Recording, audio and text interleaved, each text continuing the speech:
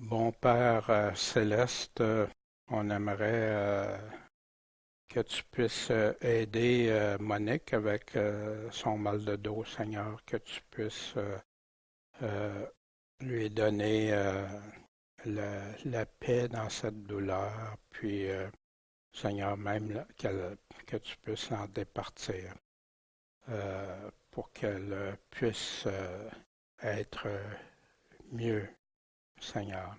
C'est en toi qu'on se confie pour ça. Puis je te prie aussi pour chacun de nous, Seigneur, pour tout nos besoins que toi tu connais. Tu nous connais intimement, Seigneur, et tu connais tout ce qu'on a besoin, chacun de nous. Fait que viens à notre aide, à notre secours, comme toi seul peux le faire si bien. Puis on te prie pour tous ceux qui s'assemblent en ton nom, qui te cherchent, qui veulent adorer en esprit, en vérité, Seigneur. Accompagne-les, s'il te plaît. Rends-les des vainqueurs et rends-nous vainqueurs aussi. Merci, Seigneur. Amen. Bien, on est rendu, toujours dans la série Juger ou pas, la 9e partie. Comme on parlait il y a quelques instants, la 10e va être une synthèse de tout ça. Ce matin, l'unité et l'amour, selon la parole de Dieu, en 3e partie. Mais ça va avoir trait, cette unité-là qu'on a vue durant les 2 dernières semaines, parce que c'est partie intégrante de vous les connaîtrez, vous les discernerez, vous les jugerez selon leurs fruits. Quels sont nos fruits? Quels sont les fruits? Quand être unis ou quand ne pas l'être? Et c'est toujours en se servant des questions clés pour comprendre la parole de Dieu qui nous aide. On avait vu bien sûr euh, quand est-ce qu'on on doit pas chercher l'unité pour les péchés, crimes, abominations, des personnes qui abandonnent pas leurs péchés, qui font pas de démarche de repentance, des doctrines étrangères, des philosophies, la théologie. En passant, quand tu regardes la théologie, t'as personne des premiers chrétiens, les 2 premiers siècles, qui amenaient de la théologie. C'était seulement la parole de Jésus. Comment ça se fait qu'aujourd'hui les gens ont besoin de théologie? Avec tellement d'épaisseur de livres, tellement de mots, puis que les gens sont si confus. Ne pas être unis avec le mensonge, l'erreur, les gens qui prennent des bouts de phrases hors contexte, la Bible qui ajoute, qui enlève, qui évite les passages qui les dérangent, à moindre risque. C'est toujours pour les autres, les passages qu'ils n'aiment pas. Sauvés sans être disciples, sans être consacrés, sans sanctification, sans piété, sans obéissance, sans pardonner aux autres. Est-ce que je peux m'associer à ça dans le corps de Jésus?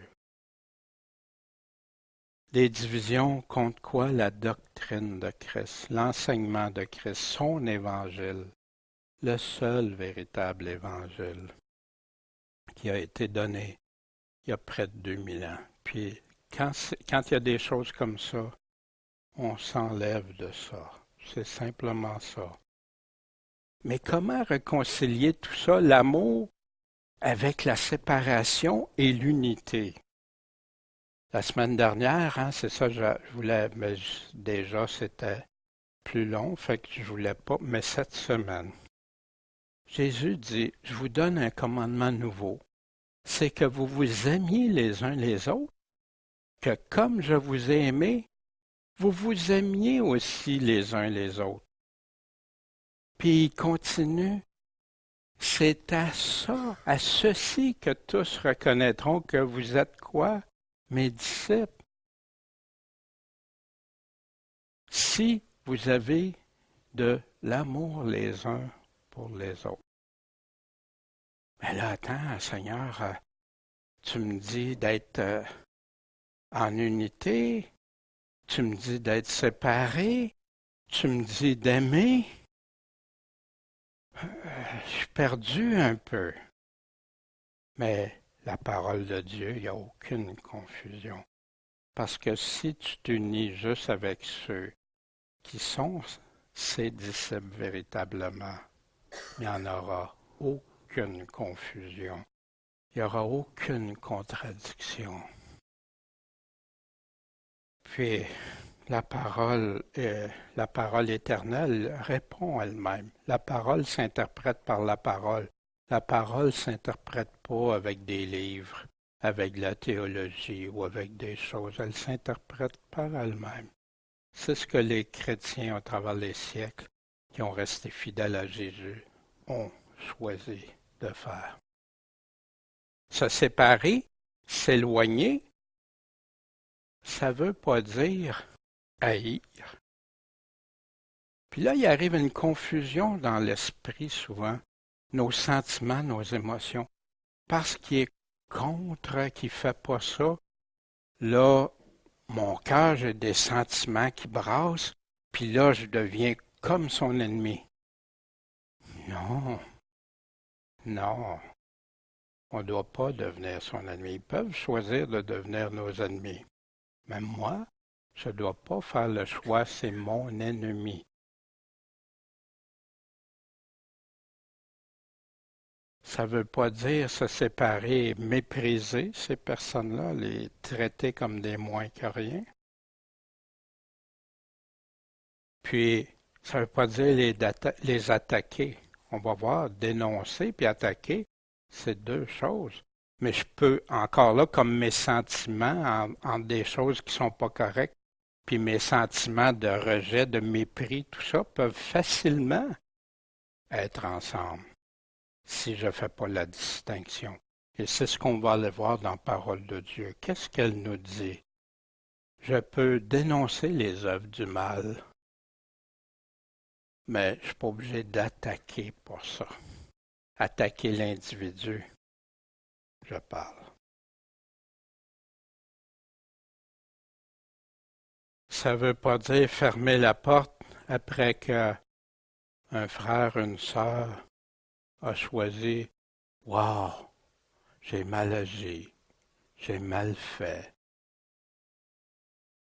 je me repens, je l'abandonne, je veux plus, puis j'ai pas de justification personnelle d'avoir fait ça. Je me repens. » Mais si je suis un frère, pardonner combien de fois?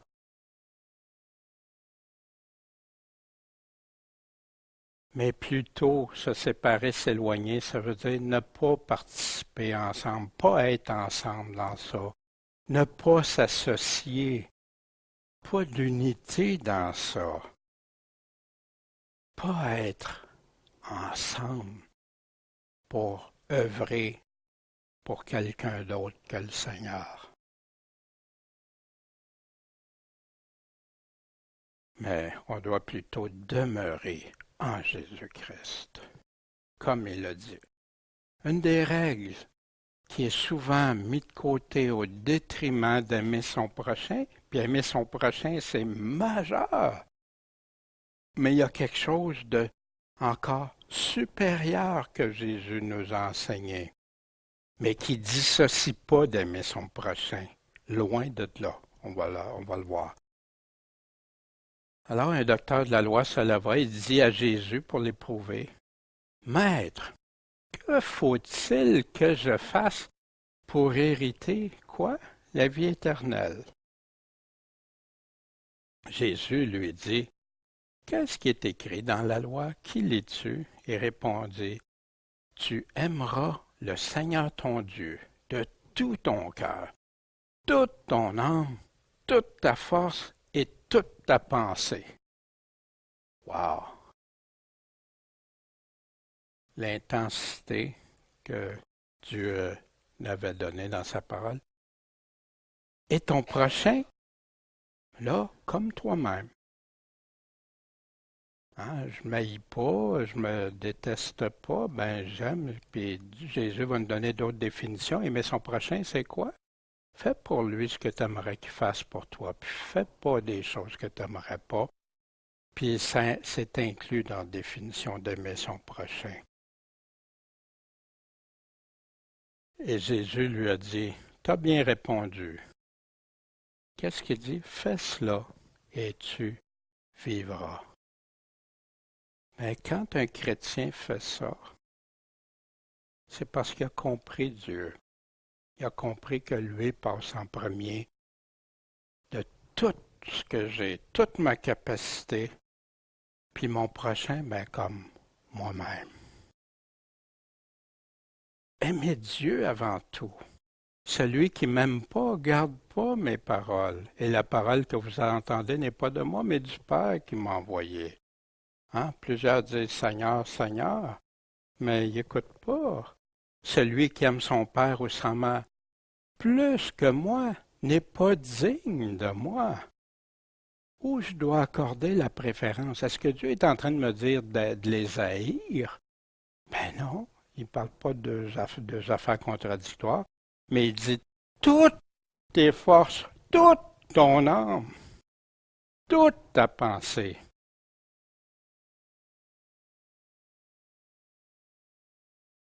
Plus. Et celui qui aime son fils ou sa fille plus que moi n'est pas digne de moi.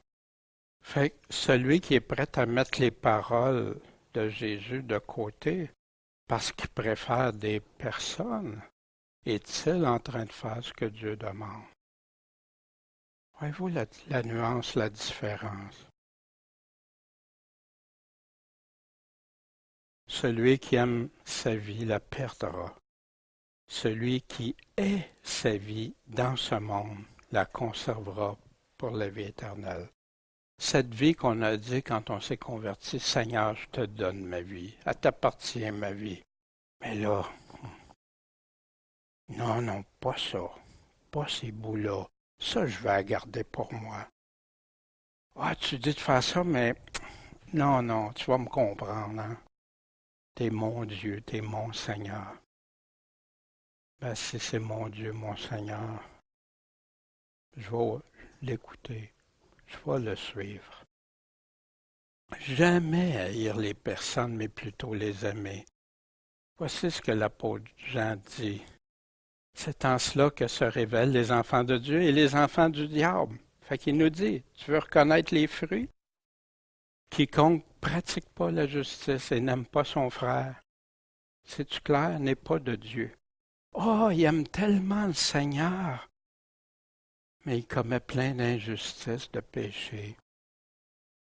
Puis, il y a de la haine même pour certaines personnes. Et est-ce que je peux l'appeler frère? Pas selon la parole. Pas selon la parole. Frère, ne vous étonnez pas si le monde, c'est qui va haïr un vrai chrétien? Vous êtes. Quand nous aimons nos frères, nous connaissons que nous sommes passés de la mort à la vie. Celui qui n'aime pas son frère demeure dans la mort. Quiconque est son frère est quoi? Un meurtrier. Et vous savez qu'il va y avoir des passe-droits, hein? Non, aucun. Voyez-vous l'importance de tout ça? Qu'on peut jamais un chrétien se laisser tomber à haïr quelqu'un, à avoir de l'amertume, puis quand ça nous arrive, parce que ça va nous arriver, quand nos sentiments sont tous, qu'est-ce qu'on fait? Pardon, Seigneur. Je veux t'obéir, je t'aime, je t'obéis, je te suis. Ça va-tu te coûter quelque chose? Oui, prends ta croix, suis-moi.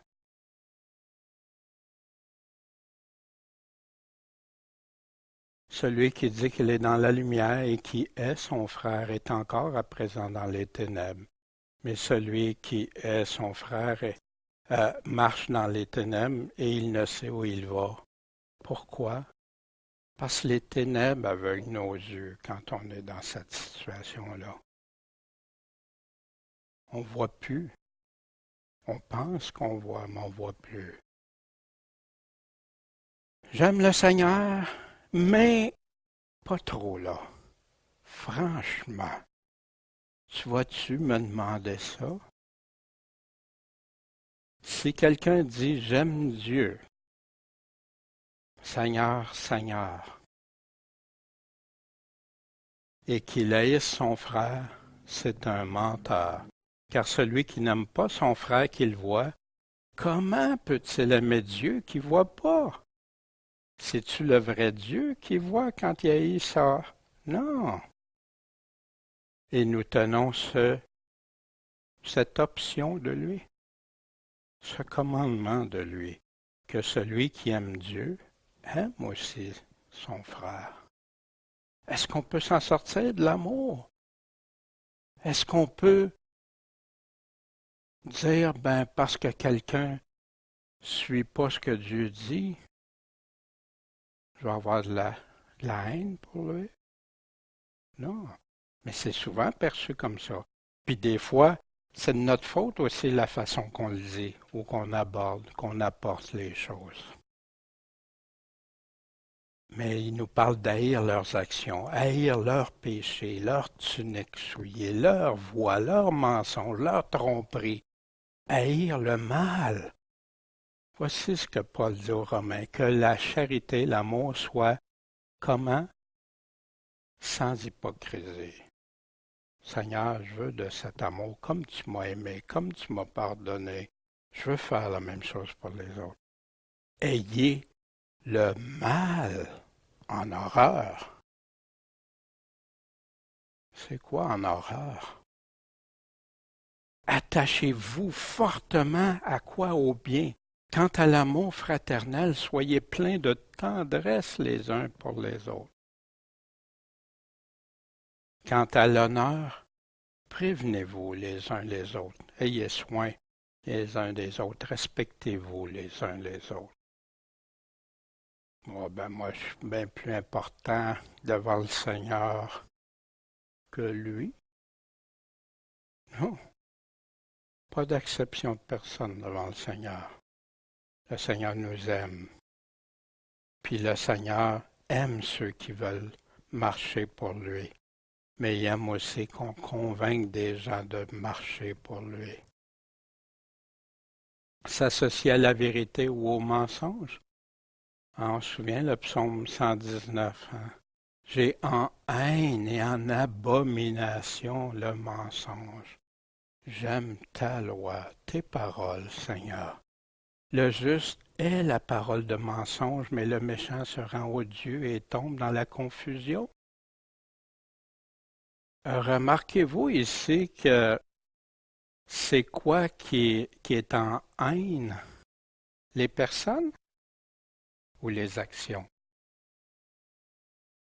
La crainte de l'Éternel, c'est la haine du mal. Je hais l'orgueil et l'arrogance. Je n'ai pas le droit de me sentir plus important, supérieur à qui que ce soit.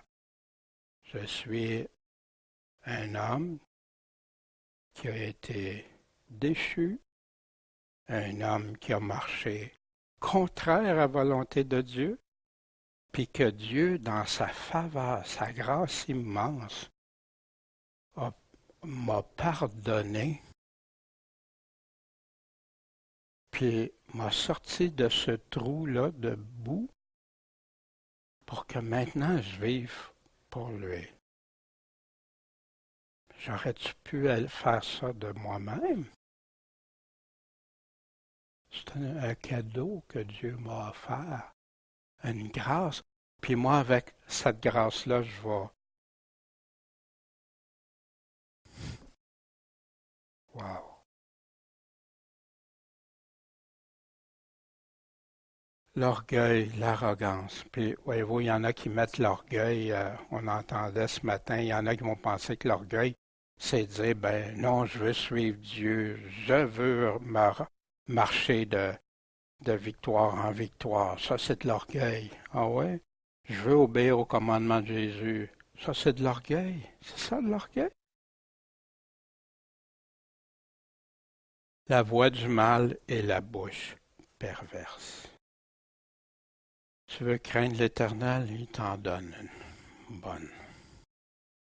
Mais qui dit des mensonges, des tromperies, des doctrines étrangères? Celui qui dit je l'ai connu, qui garde pas ses commandements, est un menteur. C'est qui le menteur? Celui qui dit que tu veux obéir à ses commandements, c'est parce que tu vas être sauvé par autre que sa grâce. Non, il t'accorde sa grâce pour que tu puisses le suivre, que tu deviennes son enfant.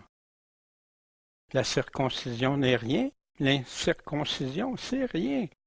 Mais l'observation des commandements de Dieu est tout. Mais qui dit ça dans l'Ancien Testament? Oh, je me suis trompé, c'est Paul dans le Nouveau Testament. Plusieurs vont dire, Paul, non, non, la loi, la grâce, les œuvres de la loi de l'Ancien Testament, c'est sûr. Mais suivre ce que Dieu a dit, ce qui est abominable à Dieu reste abominable à Dieu, ce que Dieu aime encore.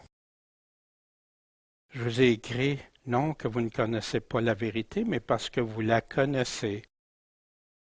Puis que le mensonge vient de la vérité. Nul mensonge. Mais il y a plein de gens qui se servent de la vérité pour amener leur mensonge. Mais la vérité, elle est où? C'est Jésus-Christ. Je suis la vérité. Il n'y a aucun mensonge qui sort de là, mais d'une pensée humaine. Pourquoi Jésus parle-t-il si c'est pour ne pas l'écouter? Souvenez avec Pilate, je suis venu dans le monde pour rendre témoignage à la vérité. Puis quiconque, n'importe qui est de la vérité, qu'est-ce qu'il fait? Il écoute sa voix. Mais qu'est-ce que la vérité? Puis il s'en va. Beaucoup de chrétiens, beaucoup qui disent Seigneur, Seigneur, font ça aujourd'hui. Il y a trop de vérité, c'est confus, Mais oui, c'est confus si tu écoutes plein de choses au lieu d'écouter Jésus. C'est sûr. Mais Jésus veut qu'on comprenne sa parole, celle avec laquelle il va nous juger, nous évaluer après. Il y en a qui aiment bien dire qu'il n'y aura aucun jugement. Non, le Seigneur dit que les chrétiens vont être jugés devant le tribunal de Christ. Mais ce n'est pas le jugement final. Pourquoi ne comprenez-vous pas mon langage? Jésus dit, c'est parce que vous ne pouvez pas écouter ma parole. Puis là, il fait référence au diable, puis tout ça. Puis il dit, c'est lui le père du mensonge, mais parce que je dis la vérité, vous ne me croyez pas.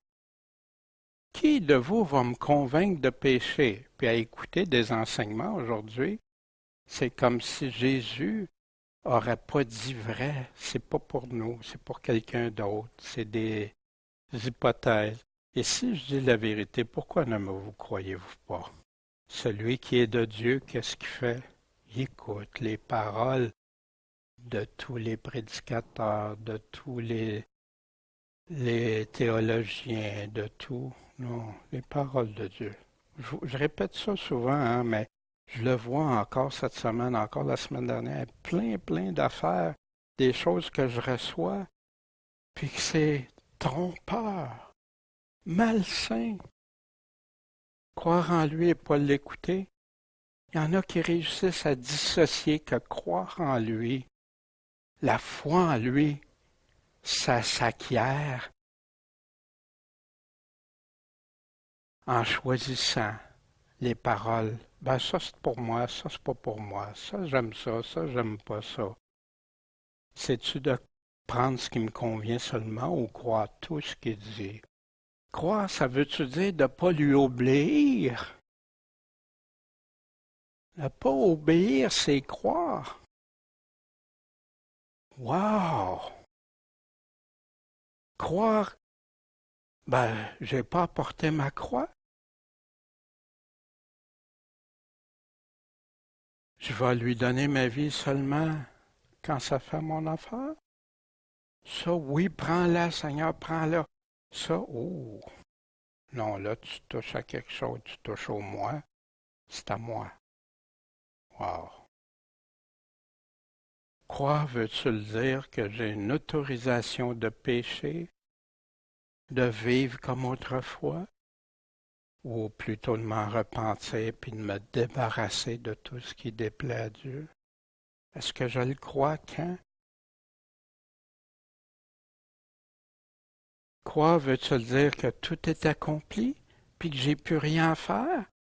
Ou parce qu'il a donné sa vie pour moi, je ne peux qu'en toute reconnaissance l'écouter et le suivre de tout mon cœur.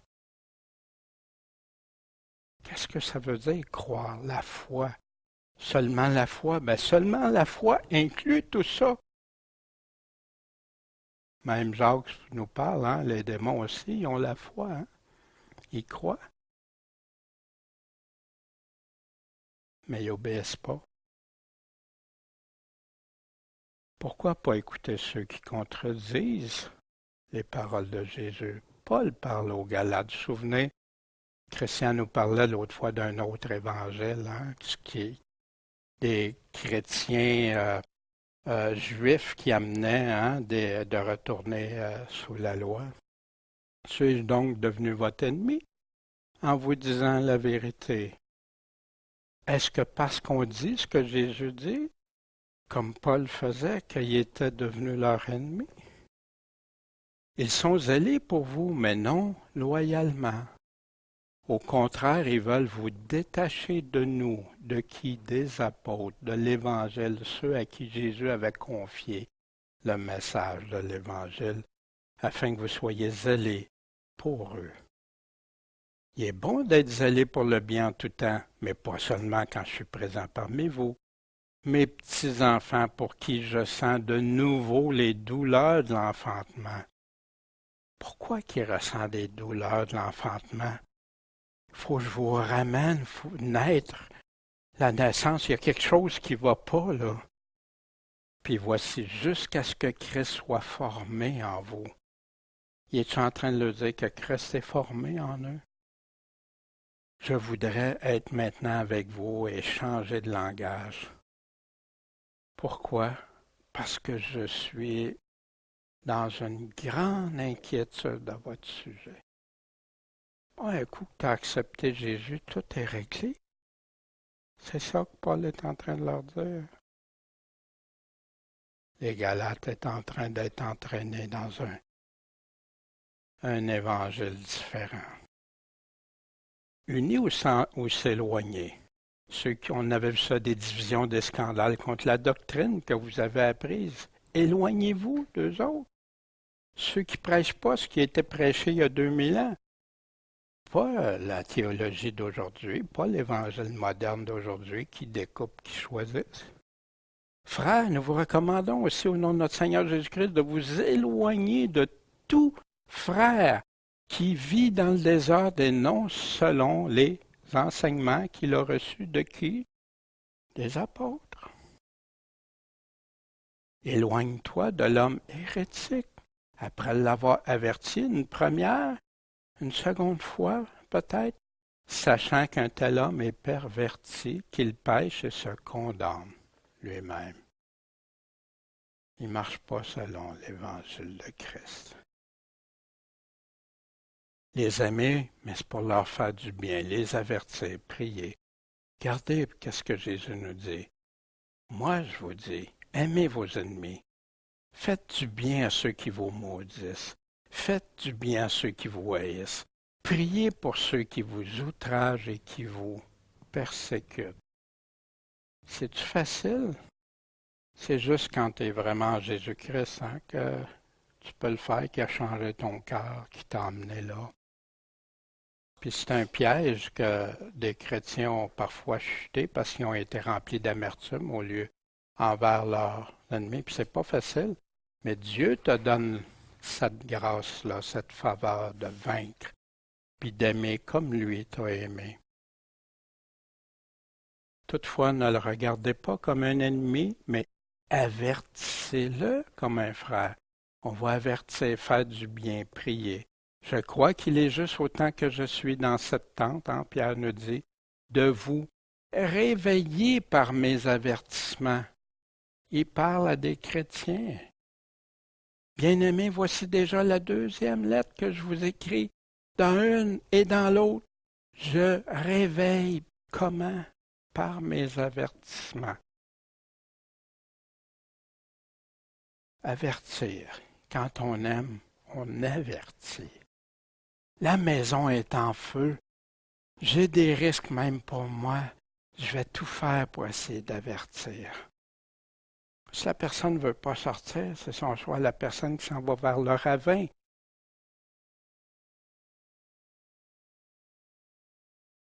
Donc, mes bien-aimés, qui est averti, restez sur vos gardes, soyez sur vos gardes de peur. Qu'entraîner, comment? Par l'égarement des impies. Pourquoi la séparation? Vous veniez à déchoir. Chutez de votre fermeté. Les blessures faites par celui qui aime sont fidèles, mais les baisers de celui qui est sont trompeurs. Ah, oh, mon frère, ma soeur, ah oh, oui. Ah, ouais, tu fais ça, ah, ben, tu sais, par compassion, ben, il faut pas que je te juge, faut pas que je te dise rien. Ah, t'es bon, t'es un bon chrétien. Wow. Est-ce que c'est ça que Dieu nous demande? Ou par amour? Mon frère, ma soeur, voici ce que Dieu dit pour ton âme, pour le salut de ton âme. Ah, je suis déjà sauvé. Ouais, en vivant comme si tu n'étais pas converti.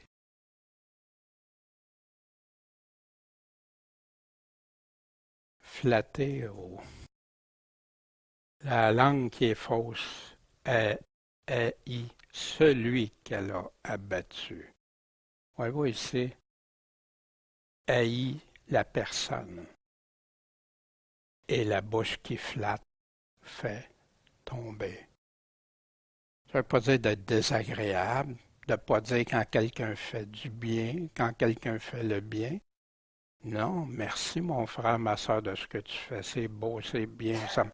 Ça me réconforte, ça aide un tel. C'est des bonnes œuvres pour le Seigneur. Amen.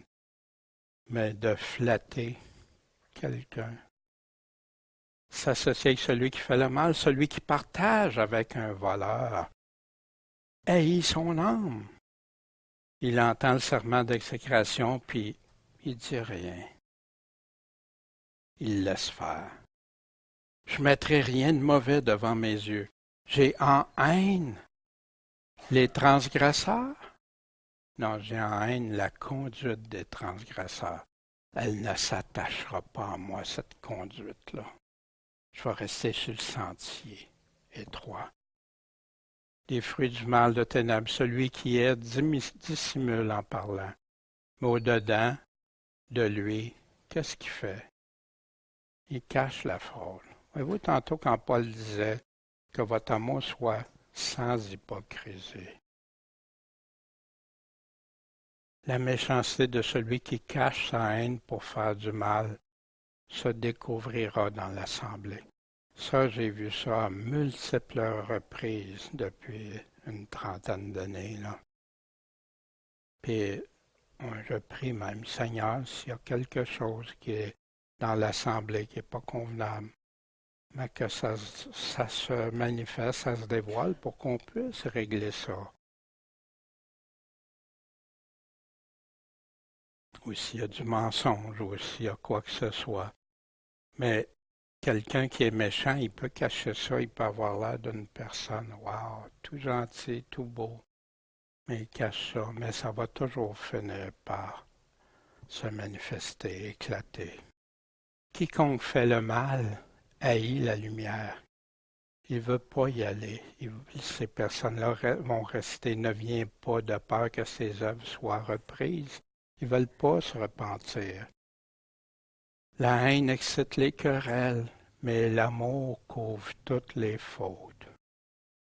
Oui, quand on s'aime les uns les autres, oui, tu m'as offensé, tu m'as fait quelque chose. Mais c'est moi, juste moi personnel. T'es pas en train de mépriser le Seigneur pour ça, mais ça m'a affecté personnel. Ben oui. Mais si je m'arrête toujours à chaque offense que quelqu'un me fait, puis combien d'offenses je vous ai faites, Mais si vous le pouvez, vous me le dites parce que je veux arrêter ça si je vous offense. Mais l'amour va faire en sorte qu'on va passer par-dessus bien des choses, beaucoup de choses. Dieu m'est témoin en effet que je vous chéris tous d'une affection cordiale en Jésus-Christ. Puis ce que je demande, c'est que votre amour augmente de plus en plus en connaissance, en toute intelligence. Pourquoi? Pour juger, discerner la différence des choses. Dans quel but? Afin que vous soyez purs et irréprochables pour le jour du Seigneur, remplis par des fruits de justice. L'unité, pourquoi? Paul parle aux Corinthiens. Ce que je vais vous dire, je ne vous loue pas pour ça. C'est que vous vous assemblez non pour devenir meilleur, pour marcher de progrès en progrès, mais pour empirer. Wow! Car premièrement, la première chose, il va donner une liste après, mais premièrement, j'apprends que lorsque vous assemblez dans l'Église, il y a des divisions parmi vous. Il y a des clans. J'en crois une partie, parce qu'il faut qu'il y ait des schismes parmi vous. Pourquoi? Afin que ceux d'entre vous qui sont approuvés soient manifestés. Est-ce qu'il nous dit de rester dans ça ou de faire ça? Non, je ne vous loue pas pour ça. Mais il y en a qui, puis la vérité, souvent va éclater. Malheureusement, avec de nos jours, c'est souvent le mal qui va remporter, qui a remporté sur beaucoup d'assemblées. C'est pour ça qu'on doit toujours être fidèle au Seigneur, le suivre lui, l'aimer lui, en aimant nos frères. Approchons-nous avec un cœur sincère, dans une pleine certitude de foi, ayant les cœurs purifiés des souillures d'une mauvaise conscience. Peux-tu avoir le cœur purifié si je garde une mauvaise conscience? Le corps lavé de nos purs. Retenons sans fléchir la profession de notre espérance. Parce que celui qui a fait la promesse, il est fidèle. Il est fidèle à quoi? À notre espérance qu'on a. C'est lui qui est. Et prenons garde les uns aux autres pour nous exciter à l'amour et aux bonnes œuvres. Abandonnons pas notre assemblée comme quelques-uns ont coutume de faire. Ça, cette partie-là, ce verset-là, est souvent sorti de son contexte. On va le regarder vraiment dans son contexte. Parce que beaucoup d'églises, de sectes, de religions vont se servir de ces passages-là, mais en détachant de ce qui se dit vraiment ici. Exhortons-nous les uns les autres, d'autant plus que vous voyez approcher le jour. Pourquoi?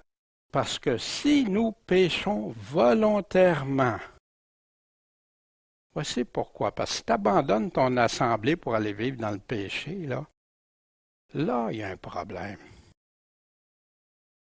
Si tu abandonnes l'Église parce que Dieu te dit, ben voici, sortez du milieu d'elle, mon peuple, c'est pas la même chose. Car si nous péchons volontairement, après avoir reçu la connaissance de la vérité, pécher volontairement, c'est que je m'entête. Je sais que Dieu dit ça, mais moi, c'est moi le boss. Là, tu as l'orgueil.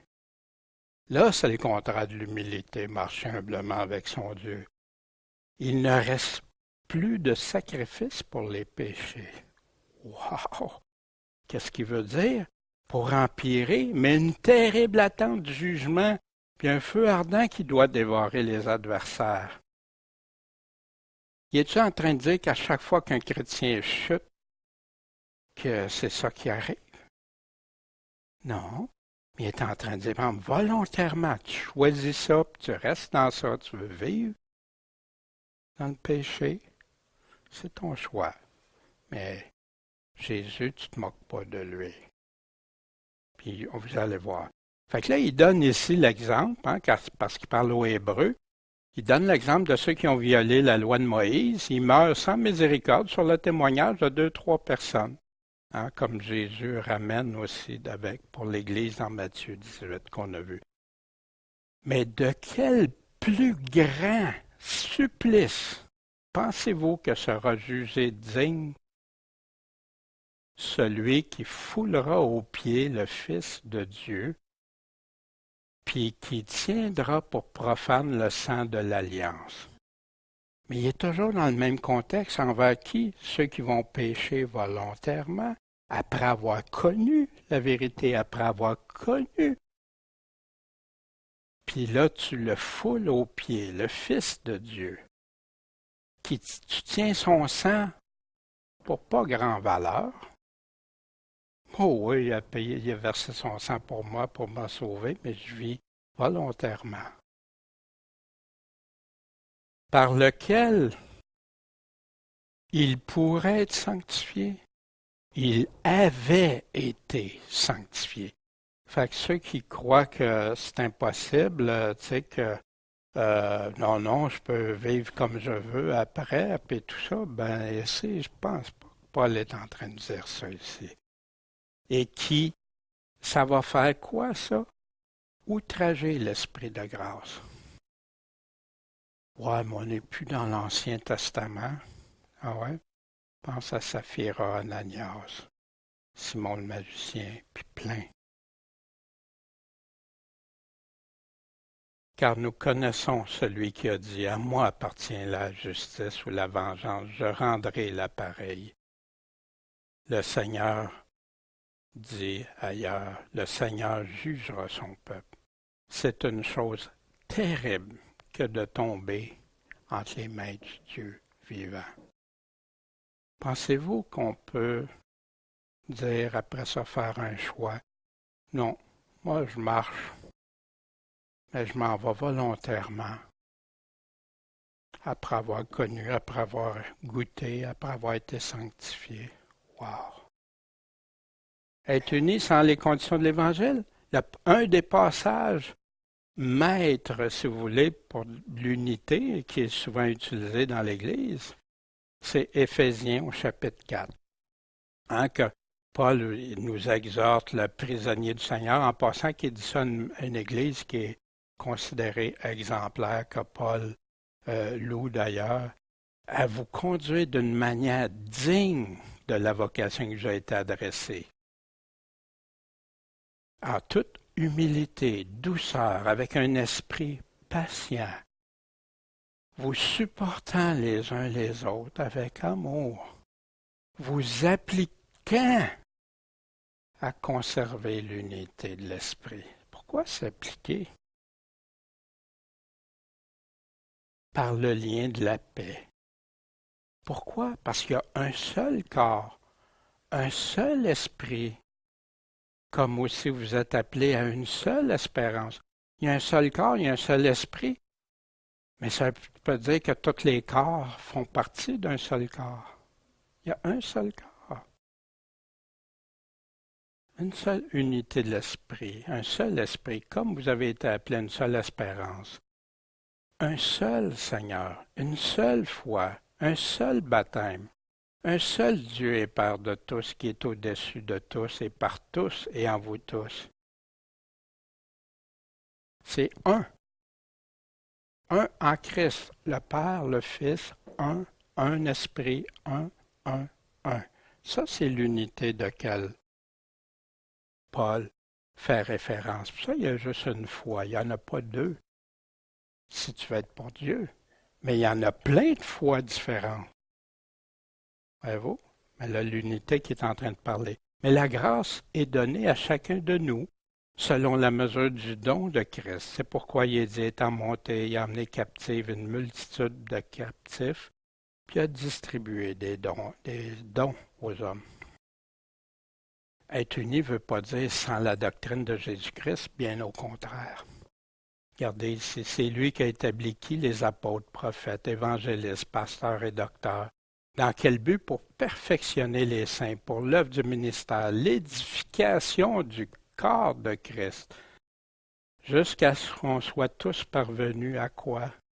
À l'unité de la foi, la même foi, le même Jésus, le même évangile, le même esprit, et de la connaissance du Fils de Dieu. Wow, il disait ça à qui? À des chrétiens. À l'état d'homme fait, accompli à la mesure de la stature parfaite de Christ. La mesure est haute, hein? Pour que nous ne soyons plus des petits-enfants flottants et emportés ça et là à tout vent de doctrine.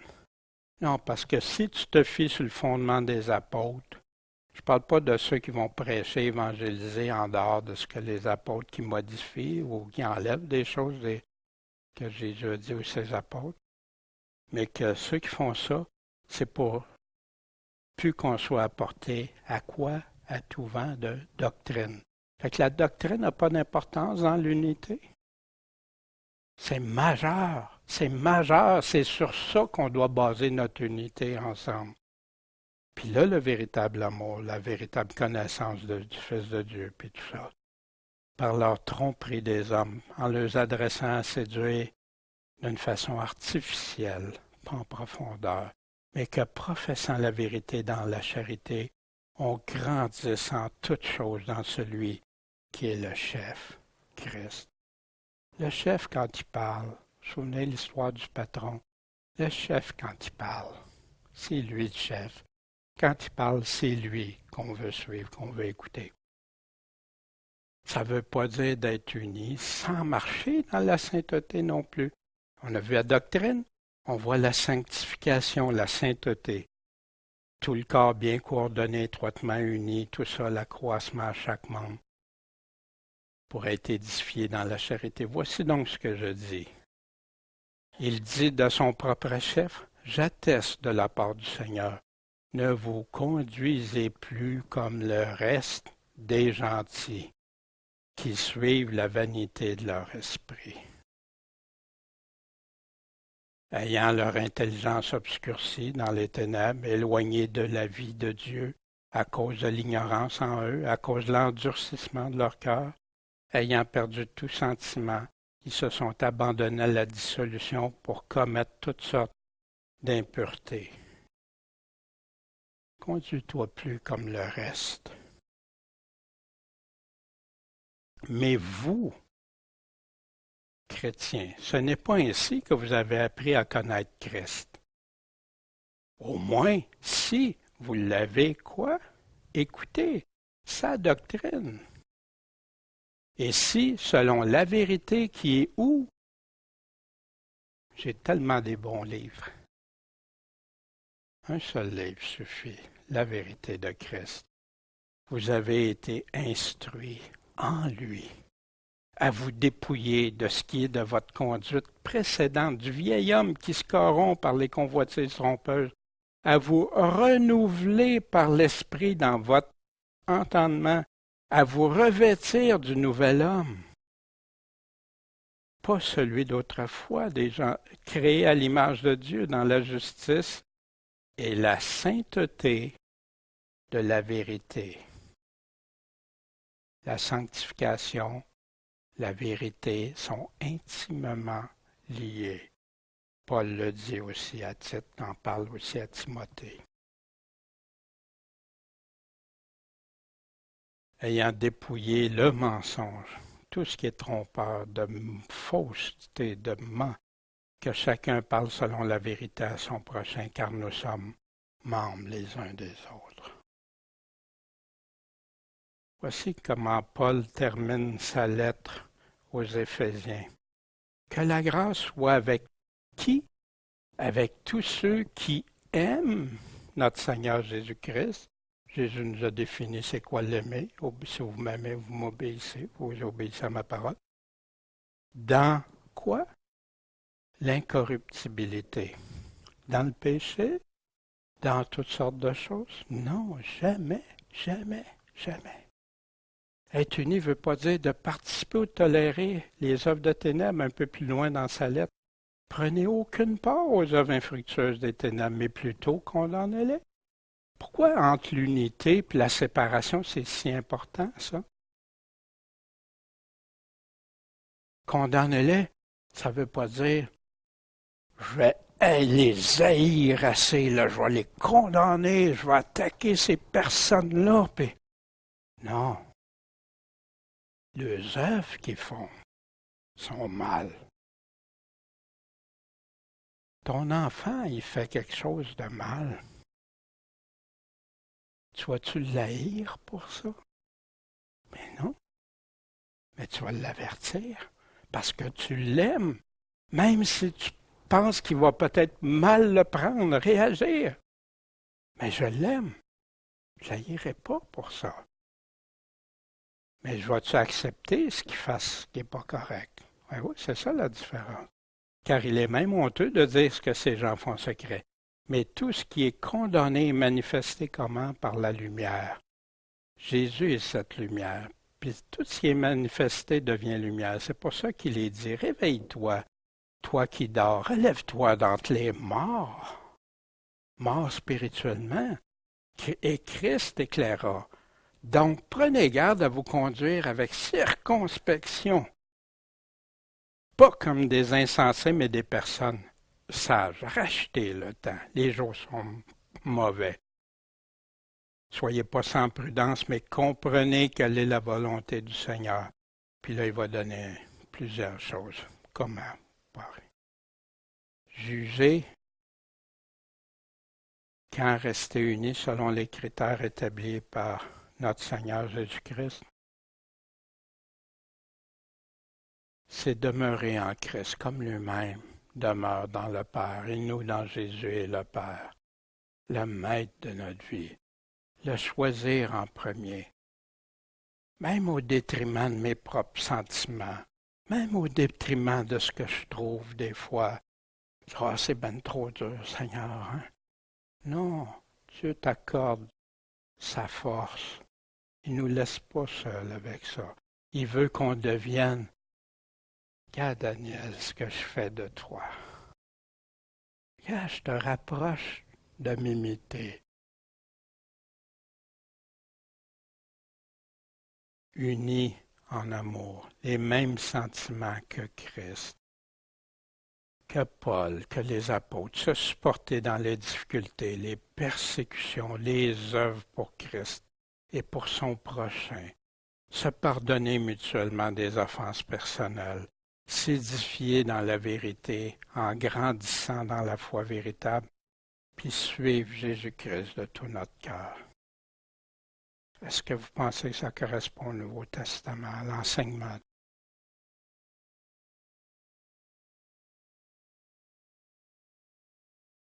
Surtout, ayez les uns pour les autres une petite amour, ardente charité, car la charité couvrira une multitude de péchés.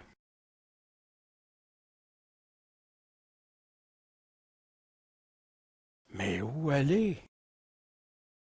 À quelle place qu'on va aller? Comprendre, connaître, chacun sa voie? Ben, moi, je crois que, nous, notre dénomination a dit que, c'est pas si grave, dans le fond, on a le même Jésus.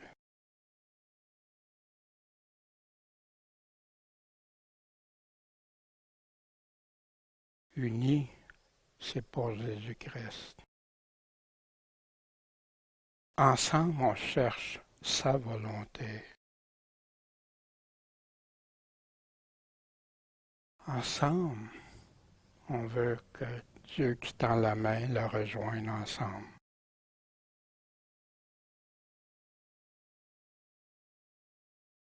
Ensemble, on croit tout ce que Jésus nous a commandé. Ensemble, on l'adore en esprit, en vérité, pas dans le mensonge.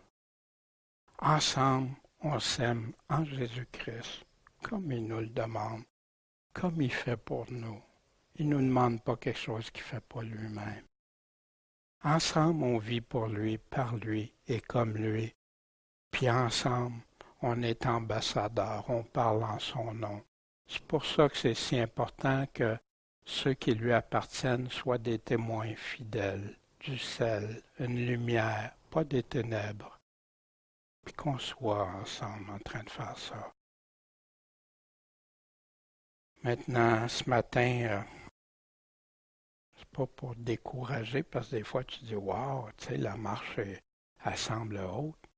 Mais Jésus est un Seigneur exigeant, mais riche dans sa bonté, dans son amour. Puis on ne peut pas se moquer de lui. Ce qu'on veut faire pour lui, ce qu'on détermine, qu'on choisit, il nous aide à le faire. Il nous transforme, il nous équipe, il nous édifie. Puis s'il y a des choses ce matin qui peuvent t'avoir parlé à toi, à moi, tout ça, puis Seigneur, j'aimerais tellement ça être en règle avec toi, avec ça. Ben oui, il nous corrige. C'est pour ça que toute Écriture est là. Elle nous corrige, elle nous enseigne, elle nous édifie, elle nous montre comment marcher dans sa justice. C'est pas pour s'accuser les uns les autres, se juger les uns les autres, non. Mais pour l'aimer, l'entendre, le suivre. Ce matin, j'avais dit la semaine dernière que j'apporterais des tableaux, des versets qu'on a regardés ensemble. Ça fait que si vous voulez, vous pourrez en prendre très rapidement. Je vais juste il va vous faire une brève présentation. Ça va être disponible sur Internet. Michel va le mettre en format PDF.